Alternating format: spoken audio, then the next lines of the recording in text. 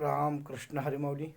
आज आपण जगद्गुरू संत तुकोबाराय यांचा माकडे मुठी धरिले फुटाने, गुंतले ते नेणे हात तेथे, काय तो तयाचा लेखावा अन्याय, हित नेणे काय आपुले ते, शुके नळियेसी गोविले पाय, विसरोनी जाय पक्ष दोन्ही, तुका मने एक ऐसे पशु जीव, न चले उपाय काही तेथे. हा अभंग चिंतनासाठी घेतलेला आहे. संत तुकोबाराय आपल्या अभंगातून उपदेश करत असताना त्यांनी माकड हे लोभ, माकड म्हणजेच रूपकाच्या माध्यमातून तिथं लोभ असं आपल्याला पाहता येईल. संत तुकोबाराय आपल्या अभंगातून म्हणत आहेत, माकडे मुठे धरिले फुटाने, म्हणजेच मनुष्याच्या जीवनामध्ये अनेक प्रकारचे मोह असतात. मग मोह म्हणजेच लोभ. तिथं असणारा व्यक्तीला मोह सुटत नाही, म्हणजेच आमिषी सुटत नाही. मग तिथं मोह असणारा वेगवेगळ्या गोष्टीचा असतो. कधी सत्तेचा असतो, कधी प्रसिद्धीचा असतो, आणि आमिष म्हणजेच वाईट गोष्टीचा मोह. आणि अशा या मोहाच्या जाळातून, मायेतून, संसारिक मिथ्या सुखामध्ये माणूस गुरफटलेला असतो आणि तो मोहाच्या पाठीमागे धावत असतो. आणि तेव्हा त्याची स्थिती कशी होती हो? जसं माकडाला पकडण्यासाठी तिथं असणारं एका मातीच्या भांड्यामध्ये फुटाणे ठेवलेले असतात आणि माकड त्या फुटाण्याच्या अपेक्षेनं, मोहेनं हात त्या लाकडा त्या मटकीमध्ये घालतो, त्या भांड्यामध्ये घालतो. पण घालत असताना हात त्याचा सरळ जातो आणि ज्यावेळेस त्याच्या हातामध्ये असणारं त्या मडक्यामधले फुटाणे येतात त्यावेळेस त्याची मुठ्ठी बंद होते आणि तो हात बाहेर निघत नाही आणि तो तर अडकून पडतो आणि त्याला पकडलं जातं. तसंच संसारिक जीवनामध्ये असणार माणूस वेगवेगळ्या मोहाच्या पाठीमागे धावत असतो. मग तो मोह सत्तेचा असो, प्रसिद्धीचा असो, संसारिक मिथ्या सुखाचा असो, अशा अनेक मोहाच्या पाठीमागे माणूस धावत असतो आणि त्याला जीवनाचं सार्थक कशात आहे हेच समजत नाही. मग असंच तो गुंतत जातो आणि गुंतत जाऊन असणारं भक्ती मार्गापासून, खऱ्या जीवनापासून दुरावला जातो. आणि म्हणूनच माकडे मुठी धरिले फुटाणे, तसं संसारी जीवनामध्ये जे मिथ्या सुख आहे त्या मिथ्या सुखाच्या पाठीमागे असणारा माणूस धावत असतो, पळत असतो, पण त्याला शेवटी सुख कधी भेटत नाही आणि तो आपल्या जीवनाचं सार्थकही करू शकत नाही, कारण मोहाचा पगडा त्याच्या त्या जीवनावर बसलेला असतो. आणि या मोहाचं जेव्हा आपण एखादी दृष्टांत पाहतो, त्या दृष्टांतामध्ये आपण पाहू की मोह असतो कसा. एकदा महाराष्ट्रातील एक पंडित महाराष्ट्रातील वारकरी संप्रदायाचं शिक्षण पूर्ण करून असणारा काशी क्षेत्रामध्ये गेलेला आहे. तिथंही त्यानं प्रावीण्य मिळालेलं आहे, शिक्षण घेतलेलं आहे. शिक्षण घेतल्यानंतर त्याची चारो दिशाला वाहवा होऊ लागली.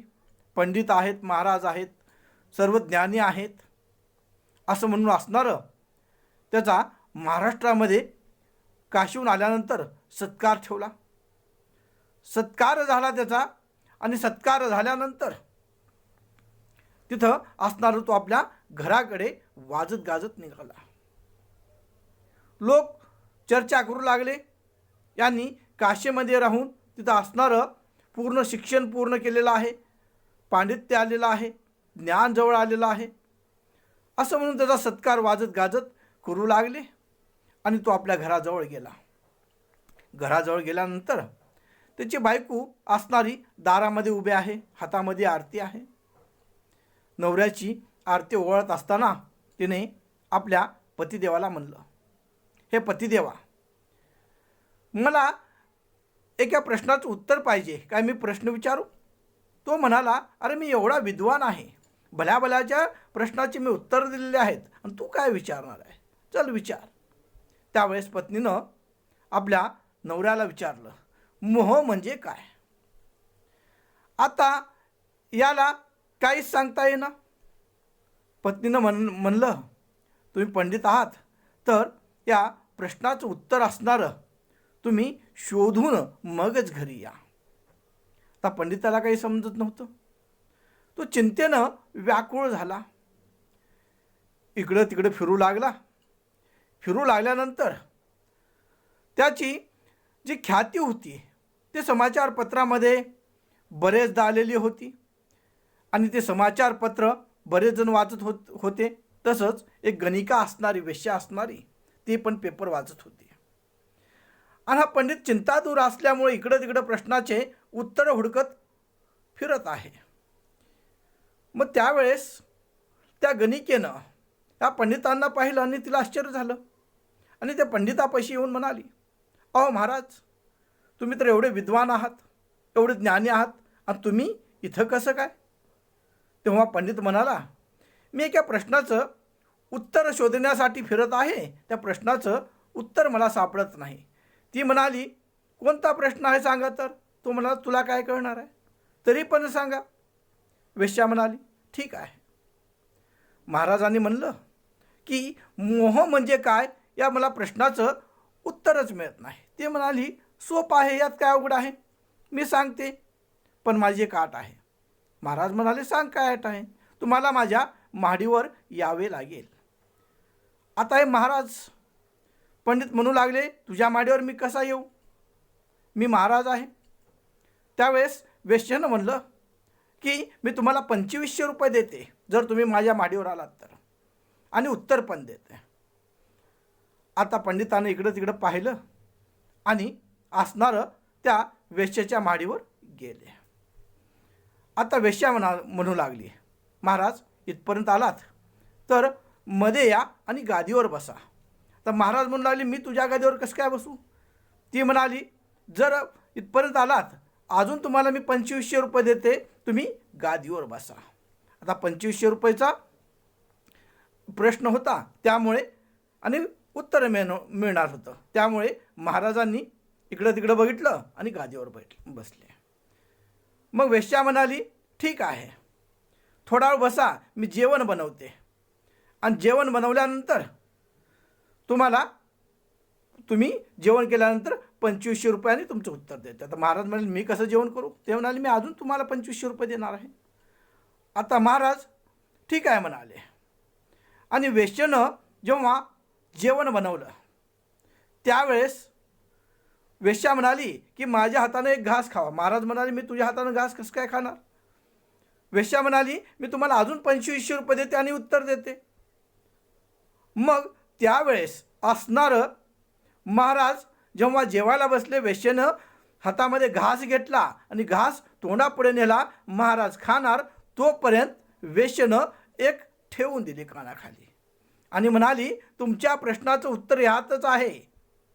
तुमच्या मनामध्ये जो मोह सुटला होता, 2500 रुपये 2500 रुपये 2500 रुपये, हाच तो मोह आहे. आणि हे सांगून असणारं त्या पंडिताला त्या वेश्येनं मोहाचं दर्शन करून घेतलं. असं त्या 2500 रुपयासाठी किंवा त्या मोहापायी असणारा महाराज जसजसं असणारे ते आपलं खरं ज्ञान विसरून त्या मोहात पडले, तसंच माणसाच्या जीवनाचं आहे. एवढंच नाही, आपण बघतोत रावणाला तिथं असणारा सीतेचा मोह झाला आणि स्वतःचं जीवन असणारं तिथं रावणाचं उद्ध्वस्त झालं, लंका दहन झाली. एवढंच नाही, विश्वामित्राची तपश्चर्या मोहामुळेच तिथं मेनकानं भंग केली. इंद्राच्या मनामध्ये मोह झाला आणि अहिल्याचा तिथं तपोभंग केला. एवढंच नाही, मोह म्हणजेच काय हो? तर मोह म्हणजे जसा एखादी रस्त्यावर कुत्रा असतो आणि तो हाड चघळत असतो आणि त्याला वाटत असतं त्या हाडातून तिथं रस निघत आहे आणि तो तो हाड सोडायला तयार नसतो. ते हाड शेवटी त्याच्या तोंडामध्ये अडकून कुत्र्याचा त्रास व्हायला सुरू होतो, पण तो कुत्रा काही हाड सोडत नाही. तसंच हे मोहाचं पण आहे. दुसरं त्याच्या पुढे जाऊन पाहायचं झाले तर आपण बघतो घना, जे शेतकरी आपल्या बैलाच्या पुढे असणारं तिथं हिरवा चारा बांधतात आणि त्या बैलाला वाटू लागतं की जसं जसं बैल फिरल तसं तसं चारा पण फिरत असतो. त्या बैलाला त्या चाऱ्याच्या अपेक्षानं तो फिरत असतो, पण चारा काही मिळत नाही. पण त्याच्याकडून मेहनत करून घेतली जाते. त्या मोहाच्या पायी बैल जसं फिरत असतो तसंच मनुष्य जीवनामध्ये असणारं ते मोह आहे. म्हणून माकडे मुठी धरले फुटाने, गुंतले ते नेणे हात तेथे. आणि तो आपल्या जीवनाचं खरं सार्थक विसरून या मोहाच्या पाठीमागं धावत असतो महाराज. वास्तवता सुखात त्याला त्यामध्ये सुख वाटू लागतं, पण सुख त्यात नसतं, पण तसं दिसू लागतं रज्जू सर्पासारखं. माकडे मुठी धरले फुटाने, गुंतले ते नेणे हात तेथे. आणि या संसारिक सुखाच्या पाठीमागे असणारा माणूस पूर्णता गुंतून तिथं सुखाच्या पाठीमागे म्हणजेच मोहाच्या पाठीमागे धावू लागतो. माकडे मुठी धरले फुटाने, गुंतले ते नेणे हात तेथे. काय तो त्याचा लेखावा अन्याय, हित नेणे काय आपुले ते. त्याला हित कशात आहे हे समजत नाही. त्याला तिथं असणारं आपल्या जीवनाचं सार्थक कशात आहे हे तो विसरून जायला लागतो. आणि म्हणूनच मिथ्या जगतामध्ये असणारं मनुष्य मोहाच्या पाठीमागं धावत असतो आणि त्याला स्वतःचा विसर पडतो. जीवनाचं सार्थकता कशात आहे हा तो विसरून जातो. काय तो तयाचा लेखावा न्याय, हित नेणे काय आपुले ते. हित कशात आहे हे समजत नाही. आणि हित तिथं असणाऱ्या माईक गोष्टीमध्ये शोधू लागतो. हित माईक गोष्टीत नसून तिथं असणारं ईश्वर भक्तीमध्ये आहे, सत्य व्यवहारामध्ये आहे, आचरणामध्ये आहे, चांगल्या विचारामध्ये आहे. मन हृदयामध्ये जेव्हा प्रेम निर्माण होतं, जेव्हा मनुष्य जीवनाचं साफल्य होतं, तेव्हा माणसाचं त्यामध्ये हित आहे. पण त्याला ते हित लक्षात येत नाही, कारण मायेचा पगडा त्याच्या जीवावर मनावर तिथं बसलेला असतो. काय तो तयाचा लेखावा न्याय, हित नेणे काय आपुले ते. माझं माझं करत तिथं जीवन संपत येतं. ज्यावेळेस या अवस्थेमध्ये जेव्हा आपल्याला चांगलं बोलता येतं त्यावेळेस आपण राम नाम घेत नाही, ईश्वराचं चिंतन करत नाही.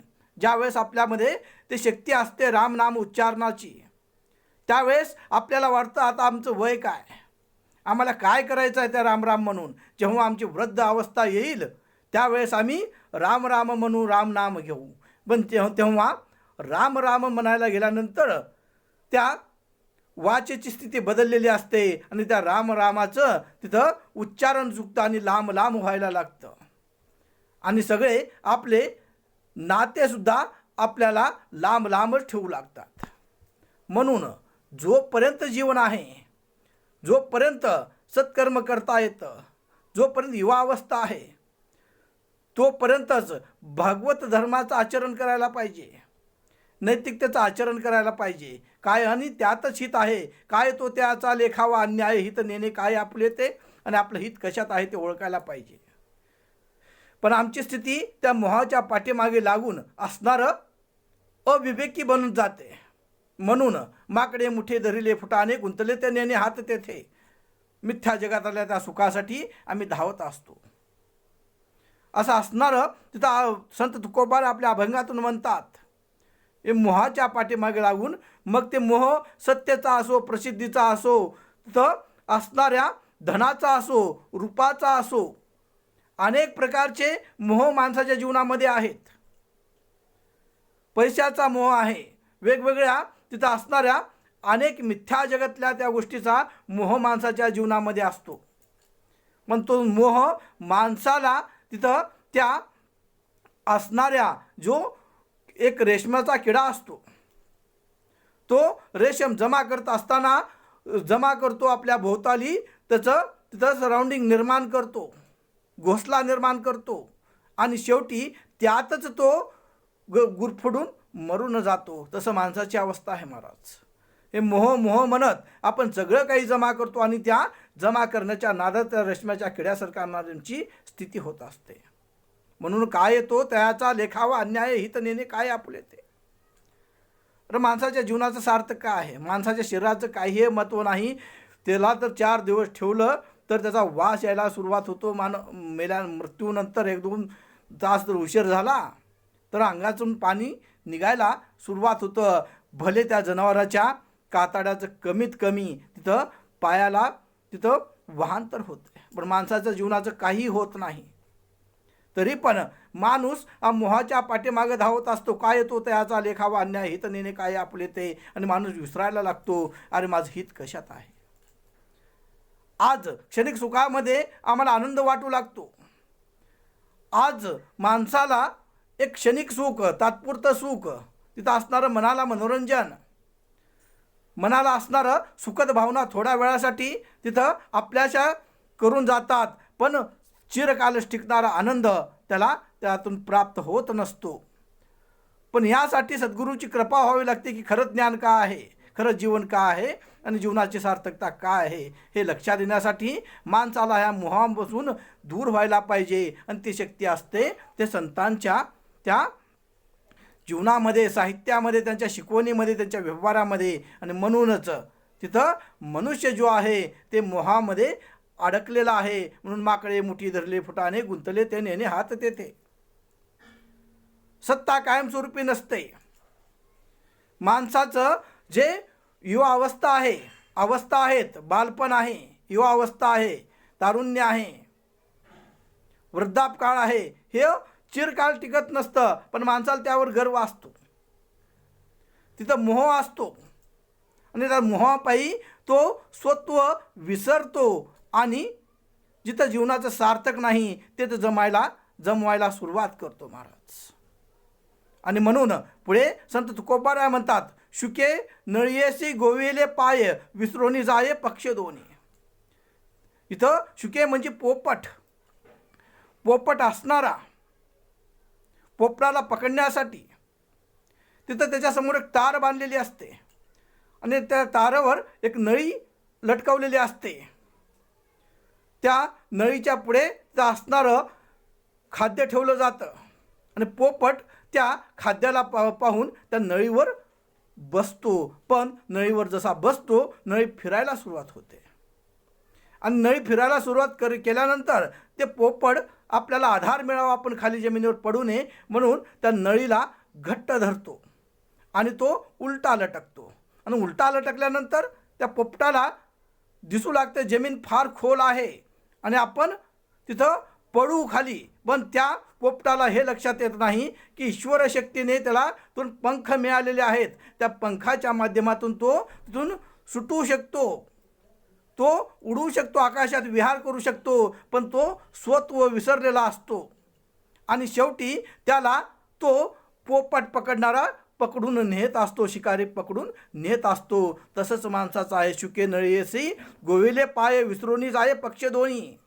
तो स्वत्वाला विसरला आहे. त्याच्यामध्ये शक्ती आहे, त्याच्यामध्ये साहस आहे, त्याच्यामध्ये सगळं काही आहे, पण त्या पोपटासारखी स्थिती आमची झालेली आहे. आणि म्हणून आम्हाला ईश्वरानं प्रदत्त असं देह दिलेला आहे, वाचा दिलेली आहे. इथं रूप सगुण रूप पाहण्यासाठी ईश्वराचं तिथं दृष्टी दिलेली आहे, नामस्मरण करण्यासाठी वाचा दिलेली आहे, तिथं ईश्वराची भक्ती करण्यासाठी यह देह दिलेला आहे, हे शरीर दिलेलं आहे, सत्कर्म करण्यासाठी तिथं मनाचा विवेक दिलेला आहे. पण आपण असणारं तिथं मनुष्य ज्या भौतिक भवसागराच्या सुखामध्ये तिथं खोटं सुख शोधण्यासाठी धावत असतो आणि त्याची स्थिती त्या पोपटासारखी होत असते महाराज. आणि म्हणूनच स्वत्वाला विसरून पोपट जसं आपली सामर्थ्य असूनसुद्धा त्याच्यामध्ये ते विहार करण्याचं तेवढं सामर्थ्य असूनसुद्धा विसरून असून त्या शिकाऱ्याचा शिकार बनतो, तसंच मनुष्याचं आहे. या मिथ्या जगतामध्ये सुख शोधत असताना तो त्या पोपटासारखं अडकून पडतो. आणि जसं हत्तीमध्ये एवढी बलाढ्य शक्ती असते, पण त्याला वाटत असतं की तिथं मला बांधून ठेवलेलं आहे. एका लहानशा रस्सी किंवा साखळीची ताकद हत्तीपुढे काय असणार आहे. पण तिथं हत्तीला ते सवय पडलेली असते, गुलामगिरीची सवय पडलेली असते. तो स्वतःचं सामर्थ्य विसरलेला असतो आणि तो तिथंच अडकून राहतो. तसंच मनुष्य जीवनाचं आहे. म्हणून शुके नळेशी गाय गोयले विसरून जाय पक्ष दोन्ही. जसं पोपटाचं झालं तसं हत्तीचं पण आहे. एवढं काही सामर्थ्य राहून तो स्वतःला विसरतो. महाराज तुका म्हणे एक ऐसे पशुजीव न चले उपाये काही तेथे. आणि ह्या मुक्तीचा जो मार्ग आहे हे दाखवणाऱ्यालाच लोक शत्रू समजत असतात. कारण वारंवार माईक सुखाची अपेक्षा त्याच्या मनामध्ये असते आणि माईक सुख, खोटं सुखच त्याला आपलं सुख वाटू लागतं. म्हणून तिथं असणारं तुकोबारे आपल्या अभंगातून म्हणतात, तुका म्हणे एक ऐसे पशुजीव न चले उपाय काही ते काही सांगा, पालत्या घागरीवर पाणी. त्याला ते पटतच नाही. याचा दृष्टांत पाहत असताना आपण विचार करू. एकदा एक राजाने एक धाकड्या शक्तिवान माणसाला असणारा यज्ञामध्ये बळी देण्यासाठी मेंढा आणण्यासाठी पाठवलं. आणि तो मेंढा घेऊन येत असताना वाटेमध्ये काही लुटारू भेटले, काही चोर भेटले. आणि त्यांच्या मनामध्ये हा मेंढा बघून त्या व्यक्तीपासून मेंढा घेण्याची इच्छा झाली. पण जेव्हा त्या माणसानं राजाचं नाव सांगितलं त्यावेळेस त्या 4 मेंढूक ज्या चोर होते त्यांच्या मनामध्ये धाक बसला, पण त्या मेंढ्याचा मोह सुटला नाही. आणि त्यामुळे 4 जणांनी युक्ती केली. प्रत्येकजण वेगवेगळ्या जागी थांबला महाराज आणि म्हणू लागला. पहिल्यानं म्हणला, अरे तुम्ही कुत्रा कुठं नेताय? तो म्हणला, हा कुत्रा नाही, हा मेंढा आहे. दुसरा म्हणला लगेच, अहो असला मोठा पिसाळलेला कुत्रा तुम्ही कुठं घेऊन जाताय? तो म्हणला, हा कुत्रा नाही आहे, मेंढा आहे. तिसराही त्याचप्रमाणे म्हणाला, अहो हे तुम्ही कुत्रा मेंढा समजून कुठं नेत आहात? चौथाही तोच म्हणाला, अरे हा तर पिसाळलेला कुत्रा दिसतोय. असं म्हणल्यानंतर त्या असणाऱ्या धड धाकड माणसाला मध्ये संशय निर्माण होऊ लागला. अरे खरंच हा कुत्रा आहे का काय? असं म्हणून त्यानं तो असलेला मेंढा तिथेच टाकून पळून निघून गेला. तसंच आहे, जिथं वास्तवात ते मेंढा होता, पण लोकांनी ज्याप्रमाणे त्याला भासवलं हा कुत्रा आहे. आणि तो स्वतःकडे ज्ञान असून शक्ती असून सुद्धा त्या लोकांचं म्हणणं खरं धरून तिथं तो खरा मार्ग, खरं वास्तव जे होतं ते विसरला. तसंच तिथं असणारं जगतामध्ये आहे. खऱ्या ज्ञानाची प्रचिती करून देत असताना आपण किती जर प्रयत्न केला तर लोकांना ते खरं वाटत नसतं. तुका म्हणे एक ऐसे पशुजीव न चले उपाय काही तेथे. कितीही सांगितलं तरी तिथं असणारं खरा मार्ग लोकांच्या लक्षात येत नसतो महाराज. खरं जीवनाचं सार्थक तिथं लक्षात येत नसतं. अशा प्रकारे संत तुकोबाराय आपल्या अभंगातून तिथं मोहाचं, जे मोहामुळे मनुष्य जीवनामध्ये जे काही वेगवेगळं काही निर्माण होतं, वेगळी स्थिती निर्माण होती, त्याबद्दल म्हणत आहेत. माकडे मुठी धरले फुटाने गुंतले ते नेने हात तेथे. काय तो त्याचा लेखावा अन्याय हित नेने काय आपुले ते शुके नळीचे गोविले पाय विसरुनी जाये पक्ष दोन्ही. तुका म्हणे एक ऐसे पशुजीव न चले उपाय काही तेथे. असं अवस्था झालेली आहे. म्हणून संत तुकोबाराय यातून मनुष्याच्या जीवनाचं सार्थक करून देण्यासाठी ते उपदेश देत आहेत की मिथ्या जगतामधून, या मोहामधून माणसाने दूर होऊन ईश्वर भक्ती करायला पाहिजे आणि जीवनाचं सार्थक करून घ्यायला पाहिजे. शेवटी एवढंच म्हणेच, मज पामराशी काय थोरपण पायीचे वाहन पायी बरे. रामकृष्ण हरी.